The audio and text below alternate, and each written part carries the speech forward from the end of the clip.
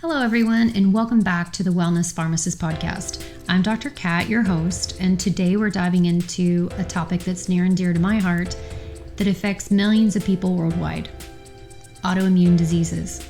We'll be breaking down the basics of autoimmune conditions, how they develop, and only briefly highlighting some of the most common diseases like lupus, multiple sclerosis, and rheumatoid arthritis. In this episode, again, I'll just briefly touch on these. I'll have future episodes to go more in depth. There is a resource I'd like to refer you to. It's the American Autoimmune Related Diseases Association, AARDA. It's a fantastic resource for anyone seeking more information on this important topic. And I will include other resources on my site and throughout as we go. Before we get started, though, just a quick reminder that this podcast is for educational purposes only. Always consult your healthcare provider for your own personalized medical advice because they know you best. Now, what exactly is an autoimmune disease? To put it simply, an autoimmune disease occurs when your own immune system, which is designed to protect your body from harmful invaders like bacteria and viruses, it starts attacking healthy cells by mistake. It's like having a security system in your home that suddenly goes haywire and starts identifying your furniture as a threat rather than protecting you from a break-in.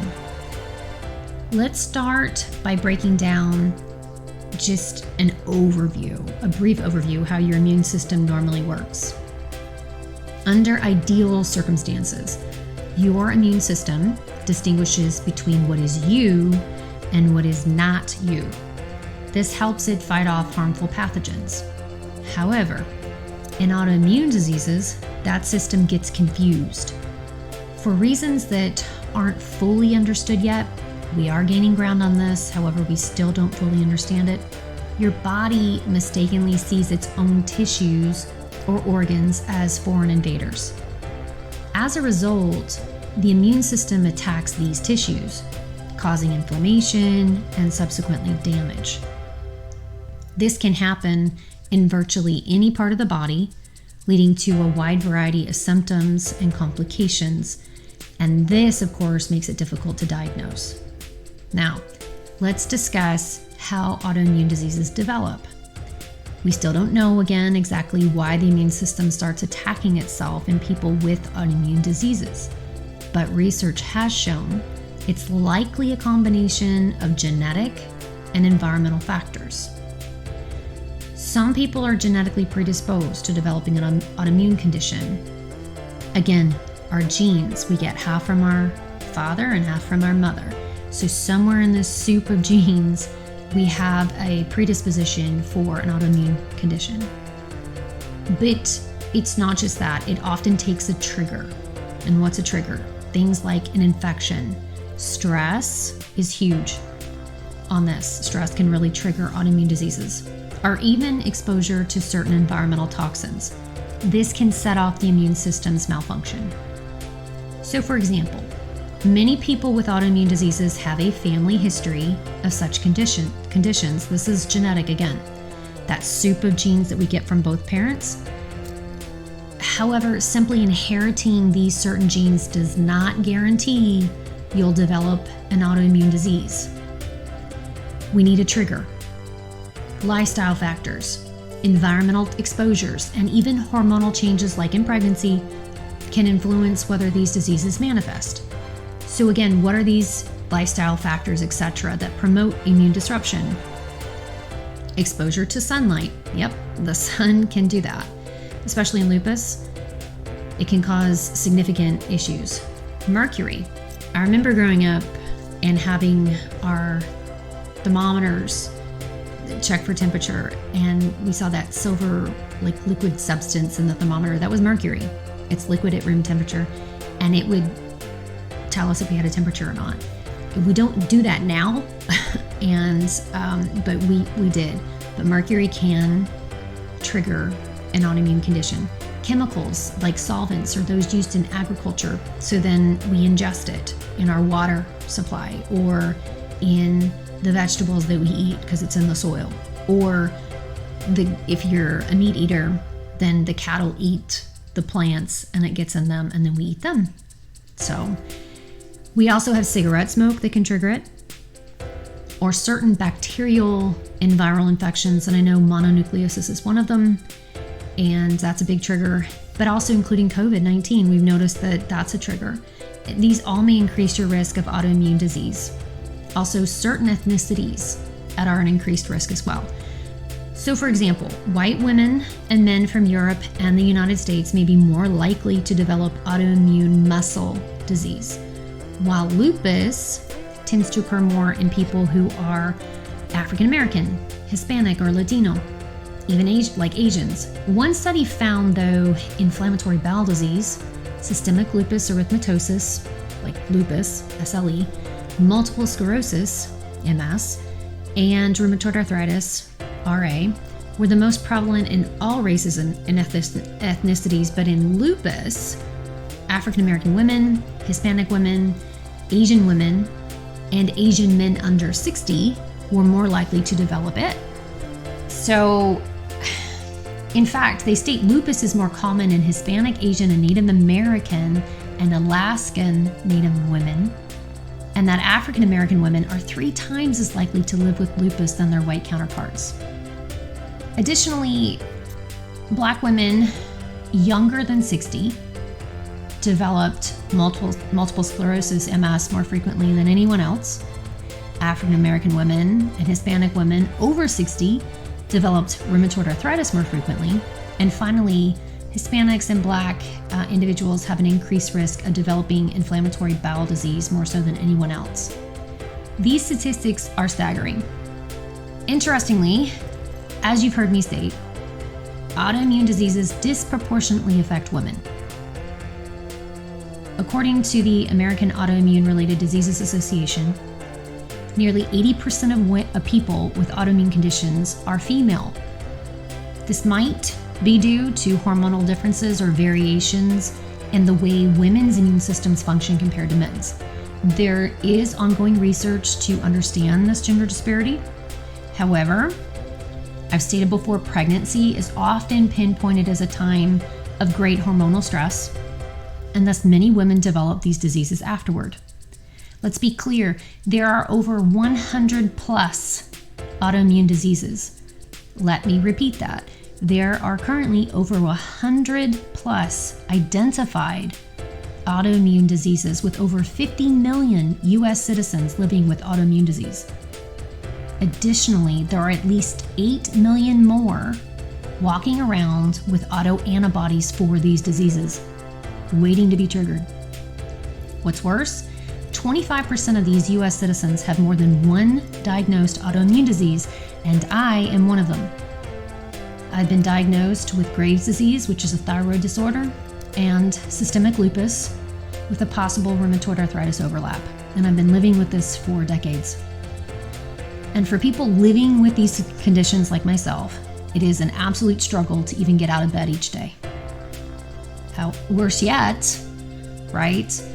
Autoimmune diseases usually run in families. We talked about that genetic soup. So they do run in families.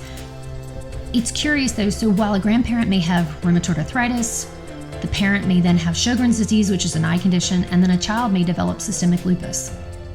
What they have noticed is that each generation would have a different autoimmune disease, which is curious. And even though many have this family history of autoimmune disease, it still takes 7 years on average for a person to be diagnosed. In my opinion, this is the worst statistic because the sooner a treatment is started, the less damage is done, the better quality of life. We must do better in healthcare. For more information, I advise you to please visit autoimmune.org. There is a plethora of statistics, information, and they have an advocacy page and group for anyone dealing with these diseases or know somebody that is. Let's now move on to some of the most common autoimmune diseases, starting with lupus.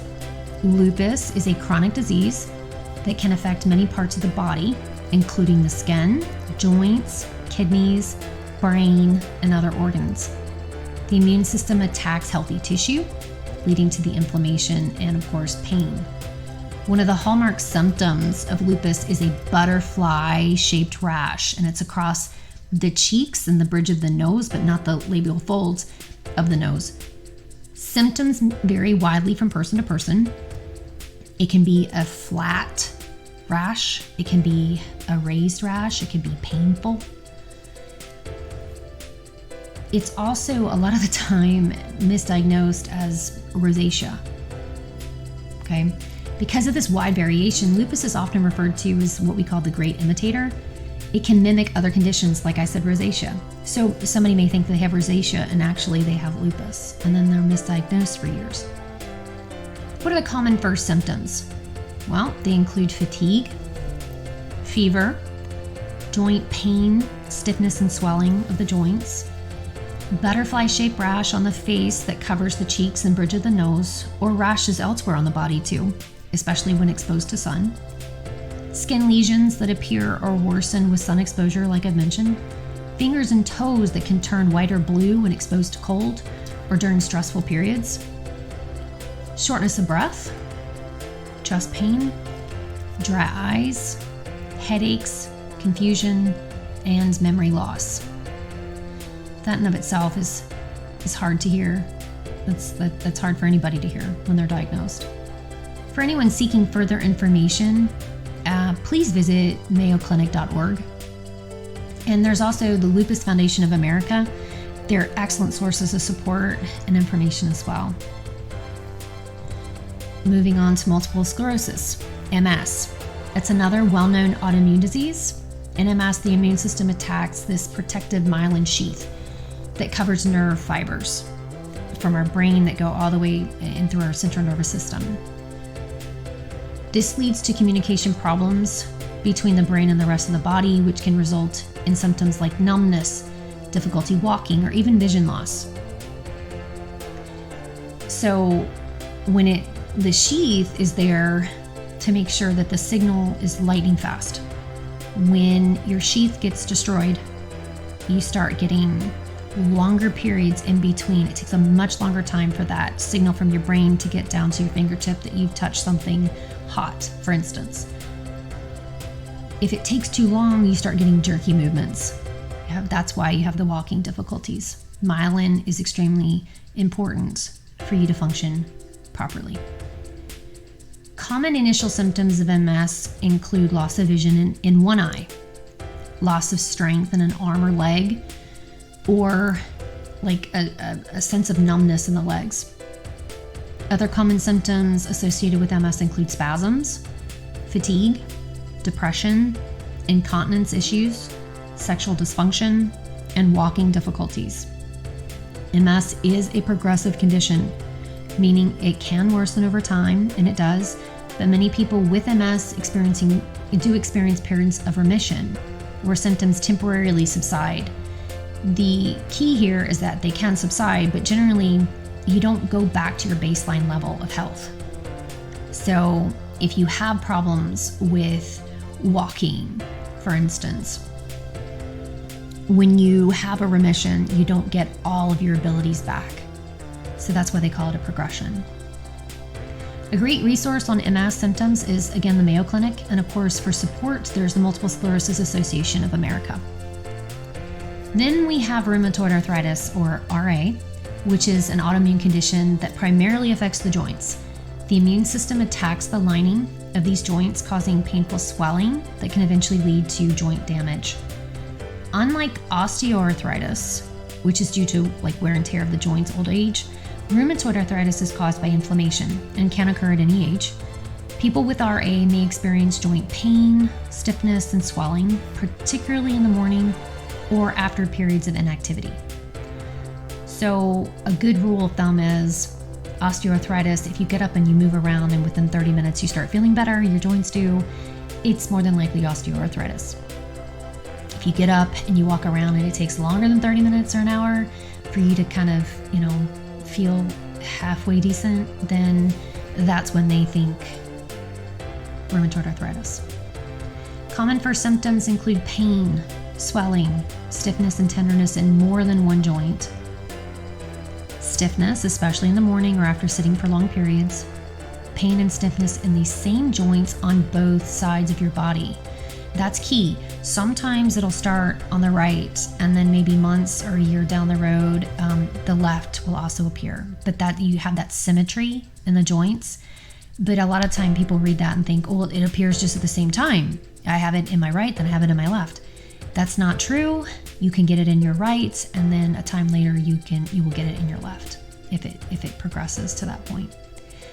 You also have fatigue, which is extreme tiredness, weakness, and fever.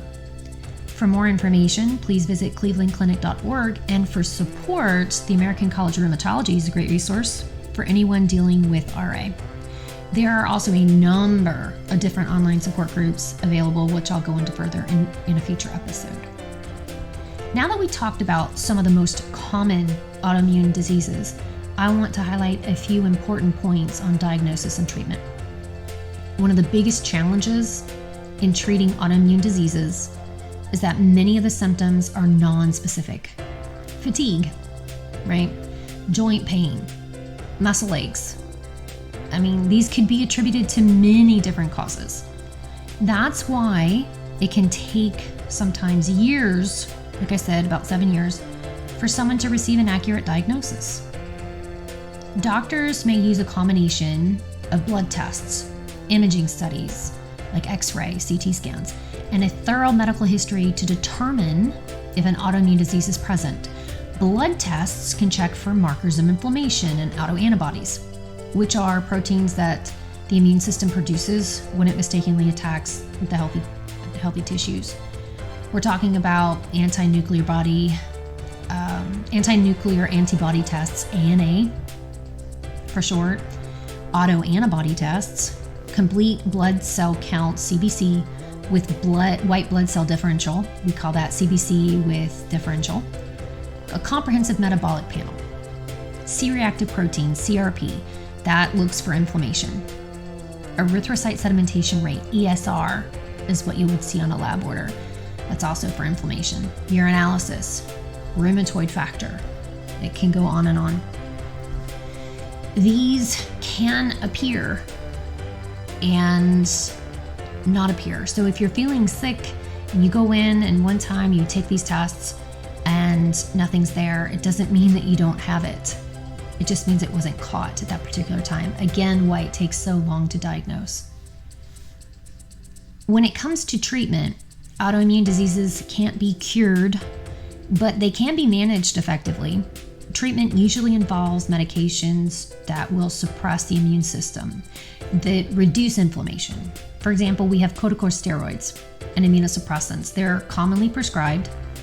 In some cases, newer biologic therapies target specific parts of the immune system, offering more targeted treatment with fewer side effects. It's worth noting that corticosteroids, these medications, they reduce your ability for your immune system to protect yourself. So you're more at risk for what? For colds and bacterial infections and that sort of thing. Again, it's also worth noting that lifestyle changes play a critical role in managing autoimmune conditions. And I think we tend to go and we focus on the medications. Give me the pill, let me feel better, right? But lifestyle actions and changes can sometimes be more significant, be more important. Such as like eating an anti-inflammatory diet. There's an autoimmune protocol diet that I'll go into in a future episode. Staying physically active as best we can. I mean, we don't have to go out and pound our joints, right? But getting in a nice brisk walk, or even if you're in the pool and you can gently swim around, that helps a lot. Managing our stress. Again, huge. I've mentioned this in earlier. Stress is critical. Stress is huge. Stress triggers autoimmune disease. So if you already triggered it, stress can make it worse. And we want to slow down that progression.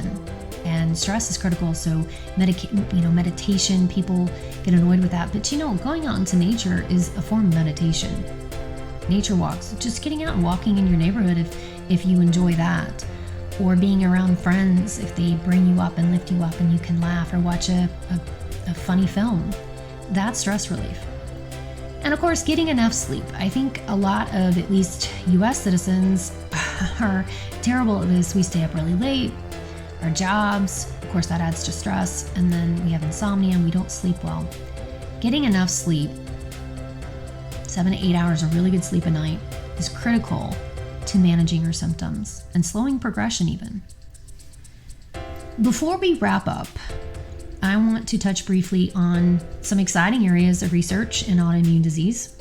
Scientists are exploring precision medicine approaches. This may allow for more individualized treatment plans based on a person's genetic makeup, that soup that we get from our mother and our father. This could revolutionize the way we approach autoimmune conditions, potentially leading to better outcomes and fewer side effects for patients. I don't like the term patient. I just feel that is a power dynamic. I think that we're clients, we're customers, right? So this precision medicine we have in the field of pharmacy, which is pharmacogenomics. So it's looking at your genetics and pairing you with the best medication that agrees with your genetics, because some people have reactions and allergies to different kinds of medications. Our bodies are all made up of different enzymes. Some of us have more than others, some of us have less. It affects the way medications work in our body. So I went ahead and got certified, which is no easy feat, and I am a pharmacogenetic pharmacist. And I love the field. It's a burgeoning field. It's again a burgeoning field, so we don't have all the medications and all the diseases that are included, but it's rapidly expanding. So that's a really exciting area that I look forward to. Another area of interest is the role of the gut microbiome in autoimmune diseases. And again, I'll have a future episode on all of this because I think it's critical for people to live their best lives. There's emerging evidence that the bacteria in our intestines may influence the immune system and play a role in triggering or even preventing autoimmune conditions. So they say 80% of our immune system is in our gut. So if we're having issues with our, constipation, diarrhea, so irritable bowel, we have that people call leaky gut syndrome. This is very critical in order to make sure that we don't trigger these autoimmune conditions. So it is important what we eat. We are what we eat, right? I've heard that so much growing up, but it's really true, and there's science to back it up. So in summary, autoimmune diseases occur when the immune system mistakenly attacks our healthy tissues in our bodies. These diseases are complex with no known cure, but advances in research and personalized medicine offer hope for better management and, of course, outcomes in the future. If you or someone you know is living with an autoimmune disease like I am, please don't hesitate to reach out to organizations like the AARDA, Lupus Foundation of America. There's so many support groups. You can even reach me, and I'd be more than happy to try and help find somebody to help you wherever you are in the world. They're there to help support you, and they give reliable information. So thank you so much for joining me on today's episode of the Wellness Pharmacist. I do hope this episode has given you a clearer understanding of autoimmune diseases and what it means to live with these conditions. As always, I encourage you to consult with your healthcare provider if you have any concerns or symptoms. Stay tuned for our next episode where we'll dive into the world of nutrition and how it plays a crucial role in managing chronic illness. Until next time, take care of your health and please stay well.